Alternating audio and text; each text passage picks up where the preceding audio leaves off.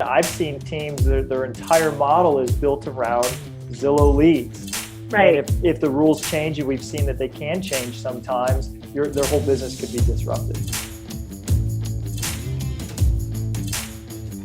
Rockstar Nation, thanks so much for listening. Don't forget to stay to the end, where our guests will be offering a free gift. As you know, all of our guests offer a free gift, and all of these gifts can be found on the Agent Success Toolbox. You could find that by going to hibandigital.com/toolbox, or simply texting the word toolbox to 444-999. That's toolbox to 444-999. I am going to put today's free gift in today's show notes, but if you want all of them, including gifts from most of our guests that have come on the show, just go to the Agent Success Toolbox. What's happening, Real Estate Rockstar Nation? You are here with today's hosts, Matt O'Neill and Adam Roach. Hey, what's happening, Real Estate Rockstar Nation?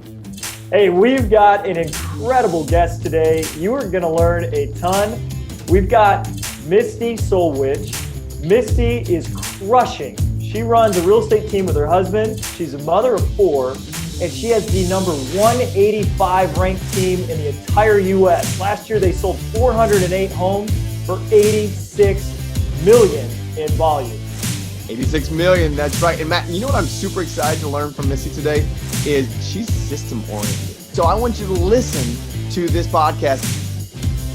So the big question is this: how do most agents who don't have access to the secrets that the top agents in our industry hoard to themselves grow and prosper in today's real estate environment? That's the question. And this video podcast is the answer.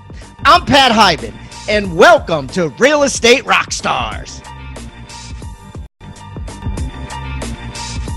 Do the math. It's worth every single dollar. That's a title of a comment that I got on my certified listing agent course from Rebus University. It's from Bill Reeg. This is what Bill says. Bill says, looking to take your listing presentation to the next level? I've closed 100 appointments since I took Pat's certified listing agent course. 5 appointments, 5 new clients, 60 days. Boom, do the math. It's worth every single dollar. Thanks, Bill. But listen, guys, I am offering this to you if you haven't already taken it, because so many brokers and teams make their agents take it before they do a single listing appointment. But if you haven't taken it, you can go to rebusuniversity.com and get it now. Now, here's the thing. For 30 days, what I'm going to do is I'm going to give you that course. I'm going to give you the buyer agent course, which teaches you how to close every single serious buyer that calls on the phone or emails. The certified team agent course is taught by Jeff Cohn, one of America's top agents, on how to build a team from zero to hero to hundreds and hundreds of units every year, step by step. It's like a 12-hour course, plus 7 other courses. Yes, you heard that right. All for a measly $127 a month. If you were to go to Rebus University and buy these courses individually, it costs you over $10,000.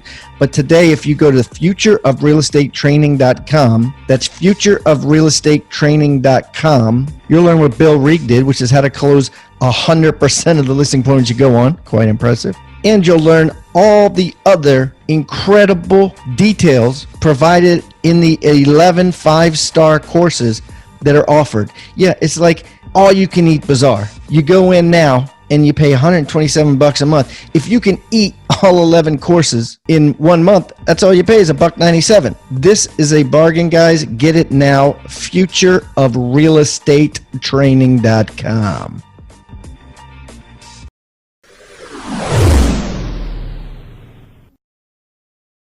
Hey, what's up, Real Estate Rockstar Nation? It is today's host, Matt O'Neill, and today we have got an awesome guest for you, Misty Soldwisch. Misty runs a real estate team in Des Moines, Iowa with her husband. She's the mother of 4, and she runs the number 185 ranked team in the entire country by the Wall Street Journal. Last year, Misty and her team sold 408 homes for a total of $86 million. Misty, thanks for being here today. Thanks so much for having me. I'm so excited. Misty, this is going to be a great podcast, and I know that the entire audience here today is going to learn so much from you. Let's start out. Tell the audience a little bit about yourself. So I've been in real estate for 20 years. I've been a broker owner for 12 years, and I've run a real estate team for just over 7 years. And, I've loved it the whole time. So you grew your real estate team in just 7 years to Yes. 408 transactions. Yeah. How's that possible? I think it was just working really hard on improving how we do things year by year so that we could serve more people and just be able to do it in a way that got referrals and got people excited about working with us. So 7 years ago, when you started your team, what did it look like? How many people did you have? Did you have transaction coordinators?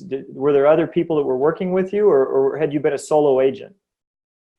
So I'd been a solo agent for about 13 years at that point, and a broker owner for a few years. And so I think one thing that really set me up to work a team in that environment pretty quickly was the fact that as a solo agent in 2007, I started getting into foreclosure properties. And so REO requires a lot of systems, it requires a lot of reporting. So I had to get administrative help in order to do that effectively. And that just forced me to have systems that when I went into building a team, I already had some great admin help. It just was getting more people to be out there working with customers, clients. Yeah, and what's interesting is before we jumped on this podcast, you and I were talking, and you said what's really unique about you that is different than most of the team leaders that you and I know is that your DISC profile is not the ID or the DI. What DISC profile do you have? So I'm a DC, and so I really like to get things done, but I really love the details. Yes. Yeah. And you know who else has that same DISC profile? Who's that? Gary Keller. See, that was meant to be. That was meant to be. Yeah, absolutely. So when you're a DC, that means you've got a lot of dominance and a lot of systems, right? Right. Yeah, and those are the two just get shit done profiles. DC's crush work, and I think it's a really unique combination too, right? Well, and I think that people are sometimes surprised by that because I was a solo agent for many years, successful on my own. And it tends to be people that, like you said, are high DI or ID. And I am very much not a high I, but I'm really good at knowing how to connect with people to get things done. And so, it's just one of those things. I think there's so much flexibility in what can work as to be successful in real estate. It's just figuring out what makes it work for you. Yeah, I want to stay here because I think a lot of people, if they don't know about DISC profiles in running a team and growing a team, it'd be a really good idea to start looking into these DISC profiles. So we work with WiseHire. Are you familiar with them? That's who we work with as well. Yeah, fantastic company of putting ads out there and also at the same time running a DISC profile before you even meet with somebody, which is useful for us. When you go to hire agents for your team now, since you do use WiseHire, what are you looking for when it comes to that DISC spectrum for the agents you hire? So for agents, WiseHire puts in place their own, what they suggest for different roles. And I consider that, but I also take it with a grain of salt, just depending on the overall picture for that person. One thing I really like about WiseHire is they incorporate the PIAV into the assessment as well, the values index. And I think part of that is just as important. Having a high economic driver is important for people that are in a 100% commission position. So it's just really looking at the overall, but then I also look at what the backstory is for that person and what got them to where they are now. because I think there's, people are complex, and it's important to have people in a place that they're going to be comfortable with. But it's also important to understand why they want to do the role and really talk about what some of their natural weaknesses might be so that they're conscious of it and what they need to do to play up their strengths. I love it. And that's what I was hoping that we would talk about, because I agree any disc profile can be successful in real estate. The number one agent on my team a couple of years ago, his highest trait was S. Mm-hmm. And a lot of team owners would say, oh man, if you've got a high S, that should be an admin support staff rather than a real estate agent. And I can assure you, I mean, this guy sold 16.5 million a couple of years ago as a high S. Well, and I think that is, the advantages of a team is that because you have a lot of different people playing off of each other, and like on my team, my agents don't need to be super high driver prospectors because we have a really strong ISA department that tees up those prospects for them. I want them to give exceptional service and care to our clients. And that's something that I wasn't ever great at as an agent. I mean, I did a good job with them, but I never went to their birthday party the following month and went out to dinner with them I have my agents form these lifelong connections with our clients because of personality traits that sometimes are seen as not being great traits for a sales position, but they actually are if you plug them into the right system. I love that. Yeah. And there's a lot of so I always say to people, there's no wrong personality style. And there's actually no wrong personality style for real estate, in my opinion. No. And if somebody thinks high C can't do well, let's just look at Misty. 86 million sold last year, right? So, so let's get into the nitty gritty. So we know that you sold 408 homes last year. What was your gross commission, and then what was your profit? So my GCI last year was 2.8 million, and on my number for profit, I'm combining owner compensation as well, just because I think that's the fair way to do it. And so that was 30%. Woo! Yeah. Man, that is fantastic. Congratulations. Hey. Yeah, so you're just about at $1 million a year, right? In net income? Right. Yeah. Oh man. There are so many people on this podcast who are listening now who would love to be in the position that you're in someday down the road. It hasn't been like that every year. I mean, it's been really making sure that we have our compensation correct, that we have our fee structure correct, and really watching those numbers closely. And so it really made 2019 just a really strong year for us. It's really paid off. Yeah, and if you think about it, this has been a 20-year success story. Yeah. Yeah, and it's awesome. And you certainly have been crushing. So a lot of people, they're always wondering, how do I get more sellers, or how do I get more buyers? In your business, what percent is sellers versus buyers? So the last 2 years, we've been 55% buyers and 45% sellers. That was the first time our business kind of altered to that. I strongly attribute that to our ISA department. We had been very heavy on the listing side for many, many years. And as we got more buyer's agents and then had that inside sales to really retain and answer people quickly, that's when our buyer side grew. Great. So is the ISA department something new for the team and within the last couple of years? Around 2.5 years ago is when we started that. Yeah, fantastic. So, and I think a lot of agents out there are saying, I would love to have an inside sales agent myself. So just 2.5 years ago, you started with inside sales agents.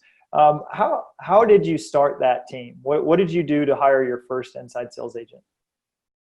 My first one, it was someone who was related to an agent on my team, and I said, let's try it. And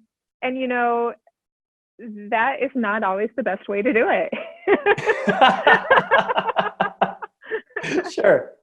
But, it's one of those things that I've heard of so many teams and individual agents that have gotten into inside sales and then out of it because it just didn't work right. And I think that it just takes being patient to really commit to what needs to happen to make this work. And I felt like I had such a strong belief that it was the direction our team needed to operate at the highest level that I'm just like, we're going to figure this out and make this happen.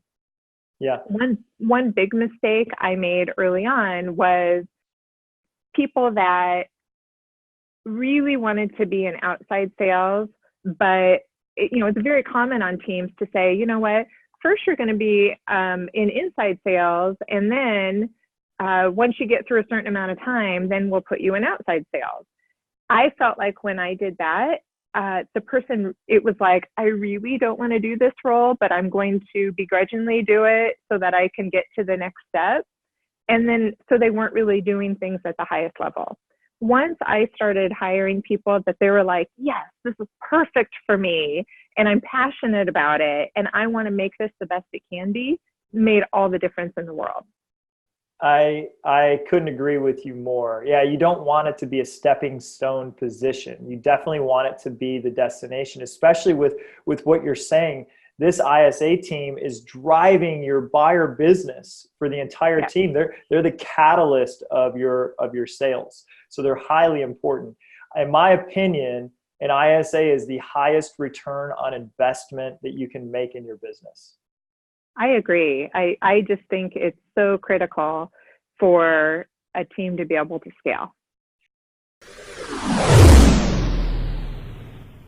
Tribeofmillionaires.com. Guys, write that down. Rockstar Nation got a free special offer for you. Now, I've just written a book, and it's just been published. Co-authored it with David Osborne, who's been on this show multiple times. If you don't know David, he is one of the top execs at Keller Williams Real Estate, was personally mentored for the last 2 decades by Gary Keller himself, and he's in all kinds of businesses. His bio and explanation and everything is in this book. But anyways, David and I got together. We decided to write a book. We called it Tribe of Millionaires. And I guarantee you, it's going to change your life. To find out more, just go to tribeofmillionaires.com. We're going to give it to you absolutely free. Only thing we ask in return is, of course, number one, you pay the shipping. Not a big deal. But number two, that you go on Amazon and write us a review. We're really looking to get an incredible amount of reviews, and because of that, we're giving this book away for free. Go to tribeofmillionaires.com today. Hey, real estate agents and rock stars. If you're getting value out of the content in this episode, make sure you like the video and subscribe to this channel. Also, click the little bell icon to be notified about upcoming episodes. And I would also love it if you left a comment and shared the most impactful tips and tactics you've learned from the knowledge shared in this episode, or even maybe make a suggestion requesting a topic of what you'd like to learn in future episodes. I welcome any feedback below. Now, back to the episode. So let's talk about when it started to work. What was the compensation model that if somebody out there is looking to hire an ISA, how are you compensating with your commissions or bonuses to keep them their eye on what you really want, which is new closings? So my ISA team, I currently have 2 full-time ISAs and then one that's part-time. And she had been full-time with us for quite some time and then needed to change to part-time, and she still crushes it, which is amazing.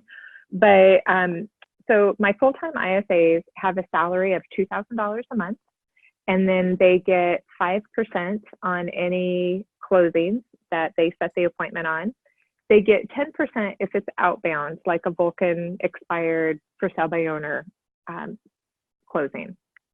That's fantastic. Yeah, I love that you compensate differently for them making the hard calls, because then they're going to be more excited to make those expired and for sale by owner calls, where if you paid them the same for answering the phone on an inbound call, they wouldn't no incentive. Yeah, why would I want to pound my head against the wall making these expired calls if I could just wait for the phone to ring?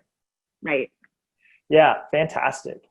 And so the base is there to track that person into the position, and so that it's not just a full-time commission position. Otherwise, they could be a real estate agent, and that's kind of some security there for them.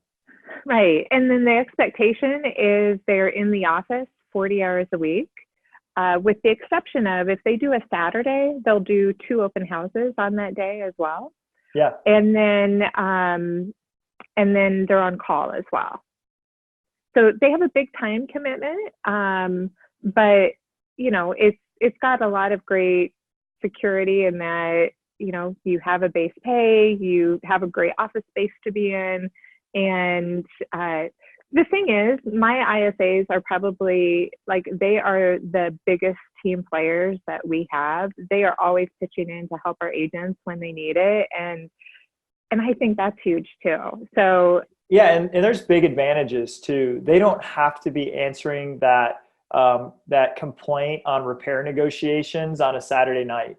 They don't have to be dropping everything on vacation to ratify a contract that came in, over the weekend or on vacation, because they set the appointment and then they hand the ball off to the people who really have to jump all the time, which is real estate agents. So there's definitely the right fit for that role, and it sounds like you've got 3 really good A players there. So yes, definitely. When it comes to sellers, what's the number one source of your seller business? So besides SOI referrals from past clients, our number one source is radio. Yeah, great. Awesome. How long have you been doing radio? I've been doing radio for 6 years. Yeah, and we're in the same program together with radio and Yeah. television experts, and I love that group. And I've been on the radio for a long time as well. It's been a big deal for us. And what about somebody that has never done radio before? Would you recommend that they try it? I think that it's really important that you have the base in place to be able to handle it, because it does all of a sudden create a lot of exposure. I had already covered a really big geographical area because of my REO business. And I think that just naturally led me to have a lot more familiarity with a big area of our metro than most agents who would tend to specialize in a certain area. But you need to have those things in place, because you do not want to make that large of an investment and then have it all fall apart because you really can't service the business. Yeah, because that radio is going to be broadcast to a wide net of people. Exactly. The other thing that I found was it was really important to be able to meet those expectations too, and understand that it depends on the source of where you're advertising, but it might not be instantaneous. It might take a little bit of time. And sometimes agents just don't have the patience to go, okay, I can shell out $6,000 a month for 6 months, 8 months to get the return on this. And you just have to really feel good about the direction that you're taking and understand why you are, to give it time to have it be effective. Yeah, and let's look at something we were just talking about: inside sales agents, and making inside sales agents making calls on expireds and for sale by owners.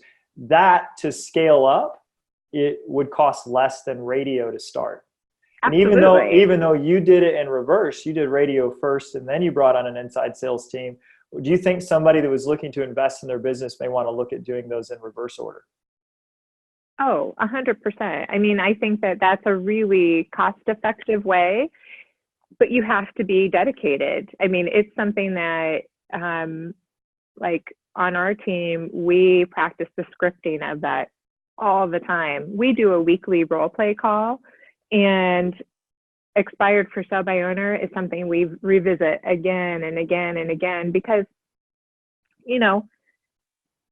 I keep talking about disc profile. People that are high I, that rejection is hard for them. Ooh. And like, oh, I want everyone to like me. I know. Yeah, right. And it's like, you can't take it personal. And it's about following up. It's about like doing it again and again. It's about sending them a packet, offering them value after the call. circling back with them. It's not just about that one moment. And just because they said no, it doesn't mean you can't call them back, because they're not even going to realize you're the one who called before. Yeah, that's huge. And so really, when a new agent starting out, they could be making their expired and for sale by owner calls, right? Sure. They could be the ISA for themselves, and that's really cost effective, because what would that cost you to make expired and for sale by owner calls? Well, I mean, if you're using a system like Vulcan or RedX or something like that, I mean, it's going to be, $300 or $400 a month. There's ways you can do it that you don't have to use a dialer and a system and all of that as well. I mean, early in my career, it was back when, there were all the classified ads in the newspaper, and I would cut them out and I would put them in a notepad and make notes beside the ones that I'd called. I spent a lot of time doing that to build my business. Yeah. But even if they did get a system for $300 a month, that's a really affordable way to start going after home sellers too. On the buyer side, what are the best sources of your business from the buyer side? So our number one paid source is Zillow.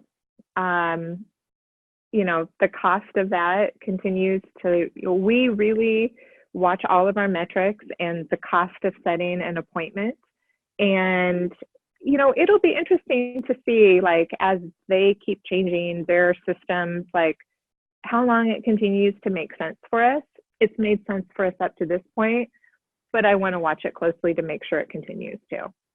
Yeah, great. So you guys are getting a great return on investment there? Yes, we are. Fantastic.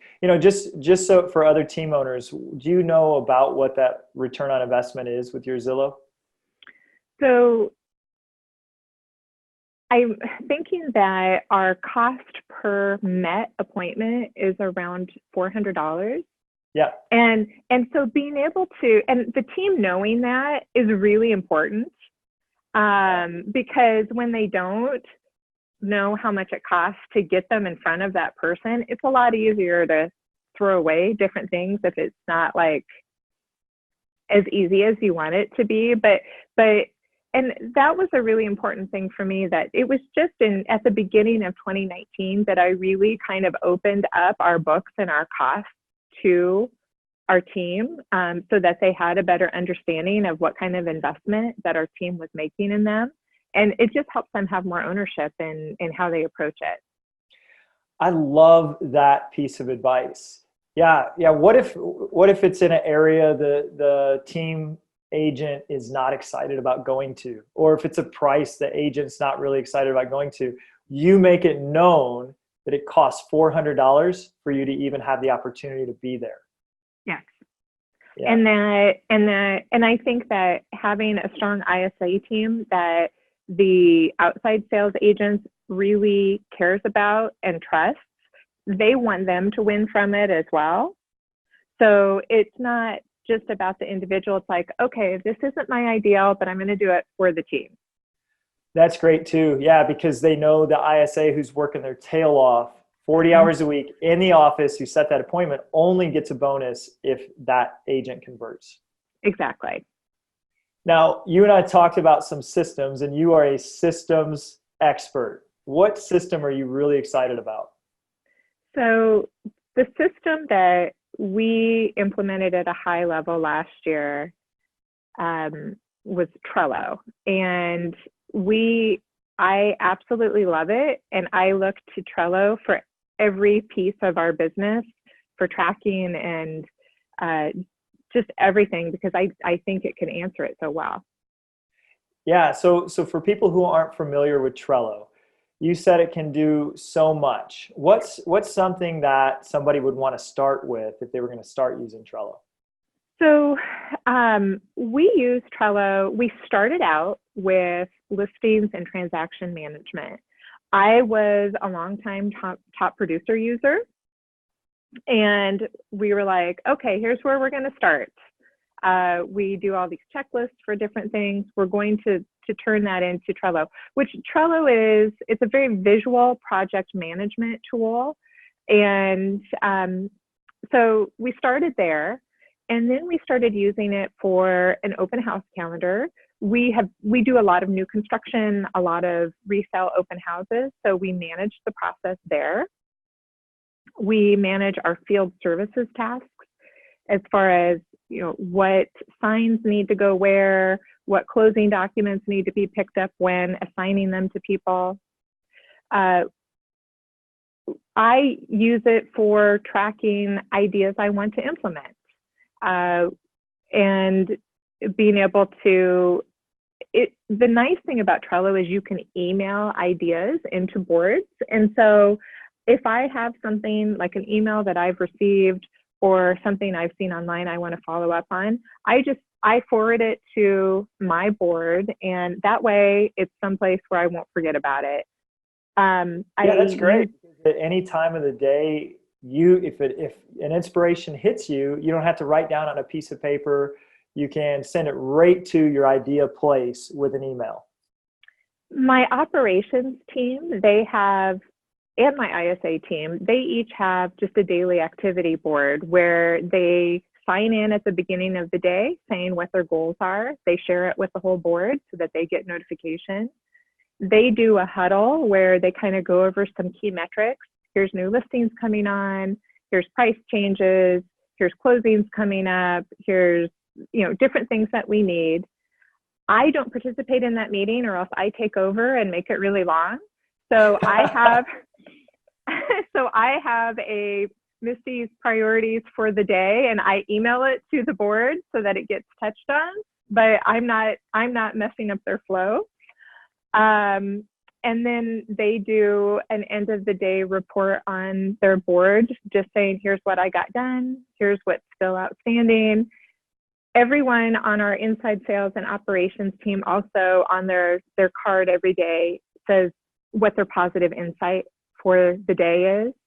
And it's just to either give a shout out to a team member or acknowledge a problem that was overcome or something they're excited about doing this weekend.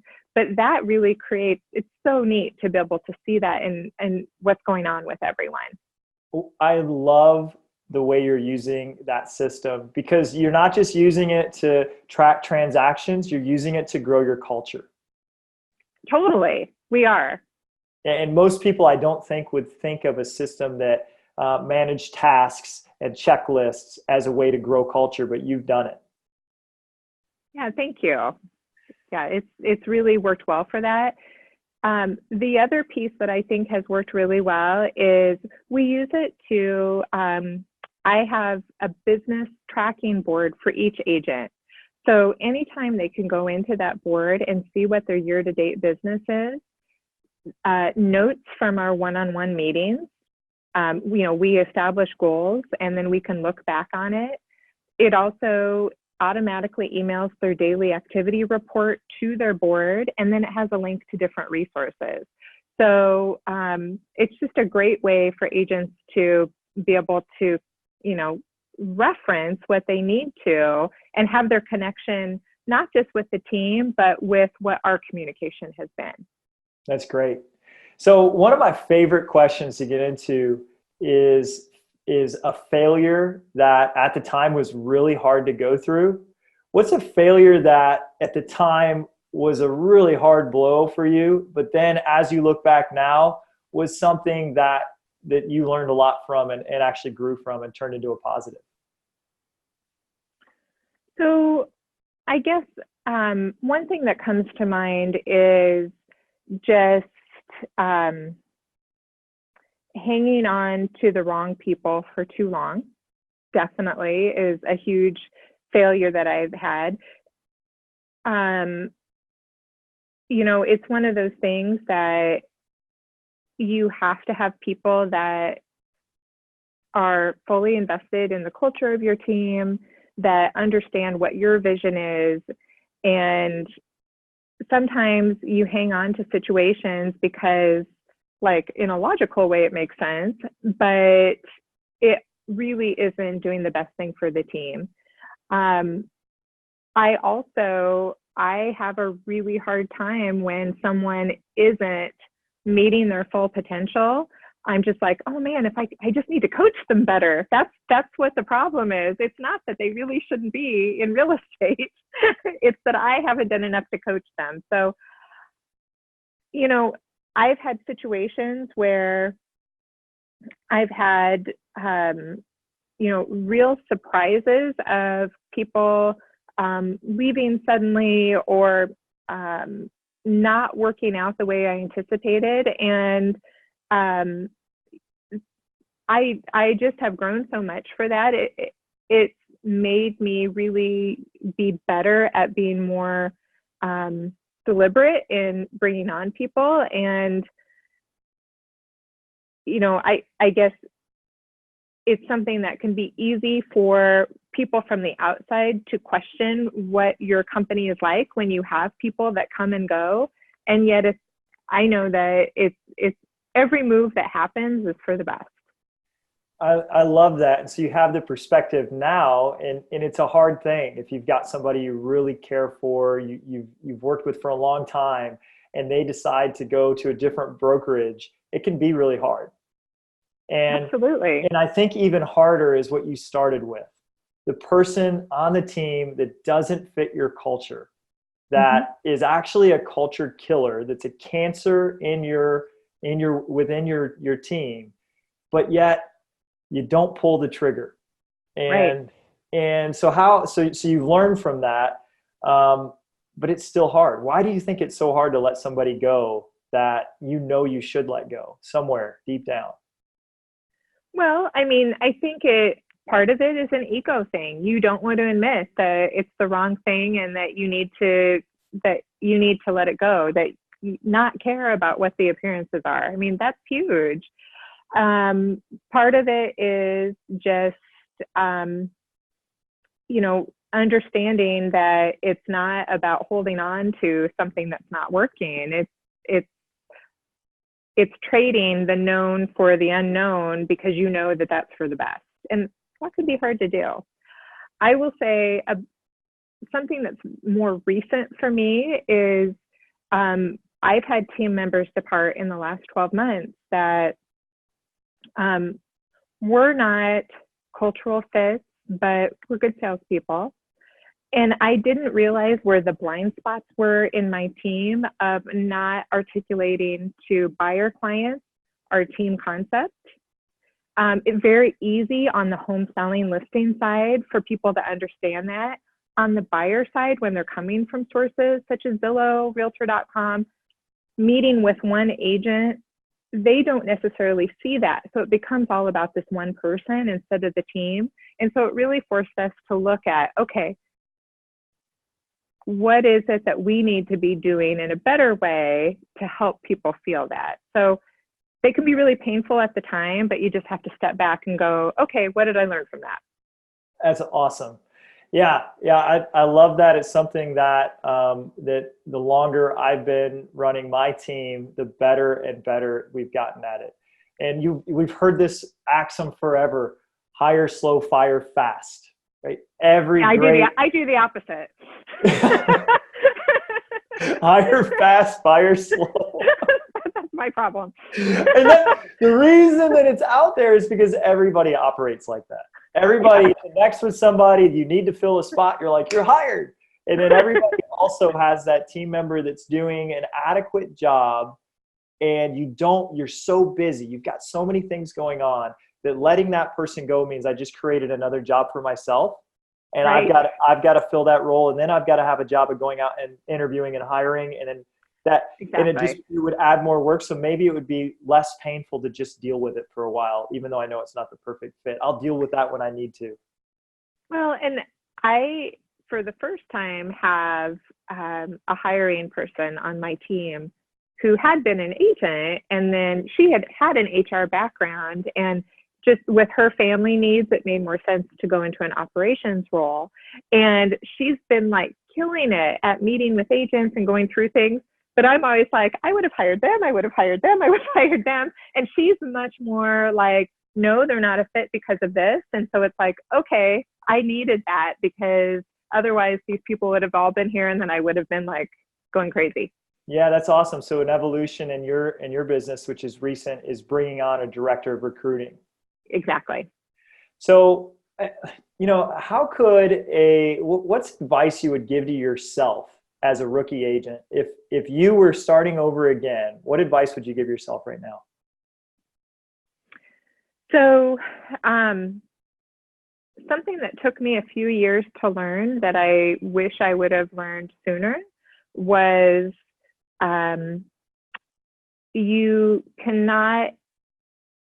do not give all of your loyalty to an entity that can't return the loyalty back just because they can't. So, and where I go with that is, the brokerage that I started with, there were some great people there. It really wasn't the best structure for what my goals were, but I held on to it for a long time because I liked the people there. And I mean, that's so common. I got very heavily involved in new construction and had a large percentage of my business in my first few years working with a builder, and they changed their model, which they have the right to do. And then all of a sudden I didn't have that. And so I really had to learn, like, I need to be dependent on my resources and how I'm going to build my business, not a brokerage, not a builder, not someone who really, even if they like me, it's not their job to give me business. That is really wise advice. So that's like hitching your wagon to somebody else who has the total control over your income stream rather than making sure you're self-reliant. And I see that so often. I've seen that so many times over the years of agents that really, like, that is their business hooked to one particular entity. And when that goes away, they can't survive. You mentioned it earlier. You said you're keeping a close eye on your number one source of buyer business, Zillow. And I've seen teams that their entire model is built around Zillow leads. Right. And if the rules change, and we've seen that they can change sometimes, their whole business could be disrupted. Right. Yeah. So making sure you've got some diversity too. Exactly. Of lead sources in business. And you've talked about foreclosure business, expireds, for sale by owners, new construction, Zillow. You've got a lot of different places your business can come in. We really do. Yeah. So what haven't I asked you that you feel like our audience should know before we wrap up? Oh my goodness. I'm not sure. So maybe I would say that I have had tremendous success in building the operations through using virtual assistants. I have 4 full-time virtual assistants. It's a huge part of our team. But what's made it successful for us is that they're not just people that we reach via email. We do a video call with them every day. Our agents know our virtual assistants. Our operations people do as well. And they were actually the backbone of my business before I built the team. So that's huge. And it's such a cost-effective way to get operations assistance. I love that. And Mm-hmm. and especially for an agent that says, maybe I can't afford my first full-time transaction coordinator or assistant, virtual is a way that you could get that job done for a lot less money. How would somebody go about hiring a virtual assistant in real estate? What did you do? So there's a lot of different ways. I used the company My Outdesk, and I've worked with them for many, many years. And I mean, I truly, like, our virtual assistants are part of our family.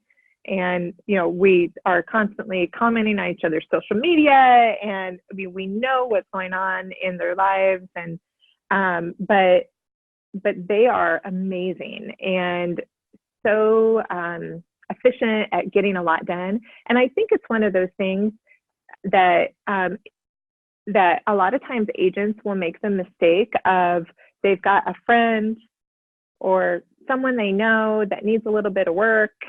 So they're like, hey, why don't I have you do some assistant work for me? And it's really not someone that is knows how to do it, has the skills, and then it's not as effective as what they want it to be. But, you know, if you use a service for that, they'll have people that are trained in the systems that you use or you want them to use or you want them to build for you. And so they're already come kind of pre-ready to understand what you need. And then once you start doing things, it's so easy in real estate to think of a million different things that that person can do to make you more efficient, to make you more effective. I love it. Misty, this has been an absolute pleasure. I've had a ton of fun. I've learned a lot. Thank you so much for being on the show today. Thank you. And I'll see you in New York this April. That's right. All right. Talk to you later. Bye.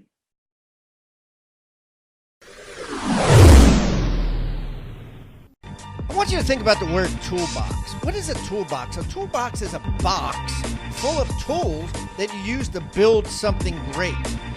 At Real Estate Rockstars, we've created our own free toolbox. So everybody that comes on the show as a guest brings a tool with them, and we plow them all into this toolbox, and we give it away for our viewing audience to basically use as they wish. Everything we put in there is an actionable item that can be downloaded, can be printed, can be used immediately. And we got things like scripts and dialogues, checklists for teams, checklists to keep agents accountable, referral forms that are filled out at settlement to get referrals by your buyers and sellers.